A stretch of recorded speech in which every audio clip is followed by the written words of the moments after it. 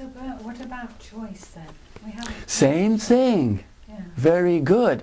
See, we think there are many choices. Gosh, when I was a young man, I thought I had so many choices I was going out of my mind. What to do with my future, you see, what to do with this, what to do with that. And and then came a time, and I had an experience with Bhagavan Ramana Maharshi, and I began to realize that there's only here and now. Everything else is simply just about it. It's not real. And so then I realized that if, you know, what is the choice really? If truth is the here now, if truth is all that there is, then is truth a choice? It's true. Truth is true, right? Is it a choice? It couldn't be. It couldn't be a choice, because are you going to use truth or falsehood? Are you consciously going to choose falsehood? Although most people do. But they don't know they're choosing falsehood. Every time you're afraid, you're choosing falsehood. But you don't know you're choosing falsehood. You see? So ultimately, we realize that there's really no choice. And even falsehood isn't falsehood. And even falsehood, when you look at it, isn't falsehood, because it melts and goes back to the source. You see, everything gets back to source when you look at it. And that's why looking is so immensely important, to look at what is, because it takes you back to the source.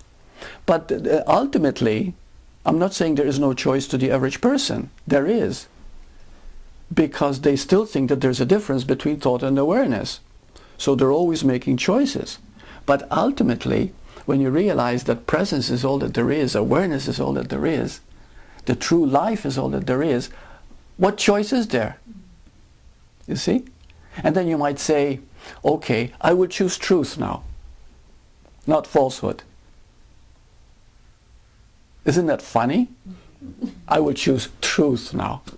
Hooray! You know? What choice do you have? You see? It's insane not to choose truth when you begin to realize that truth is true.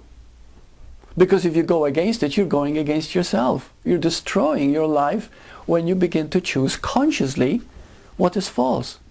The reason people choose false is because they don't know it. They don't know they're choosing it.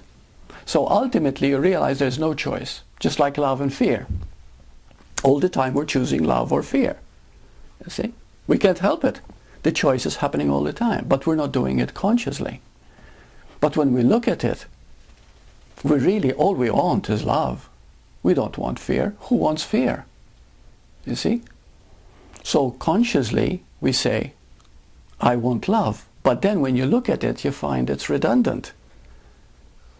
Because why should I choose love?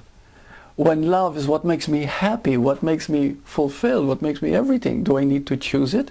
It is who I am.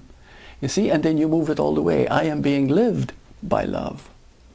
I am love. I cannot be anything else but love. It is only thought that makes me think I am other than love. You see? But thought is the conditioned past, the hypnotized past, the imprisoned past, the imprisoned, you know, yeah. You were going to ask something? Oh, I thought you raised your hand, sorry. Okay. Okay. So once you recognize it, there's no turning back, really. No. That's the beautiful thing, you see. Once you fully recognize it, you begin to see the redundancy of your thoughts, of what you're doing all the time to yourself, of what is happening. And this is the time to be kind to yourself. Because you begin to see how stupid I am, how ignorant I really am. You begin to see this. And when you begin to see it, there are choices again, love or fear. Am I going to hate myself for it? Or am I going to simply, that's what is happening now.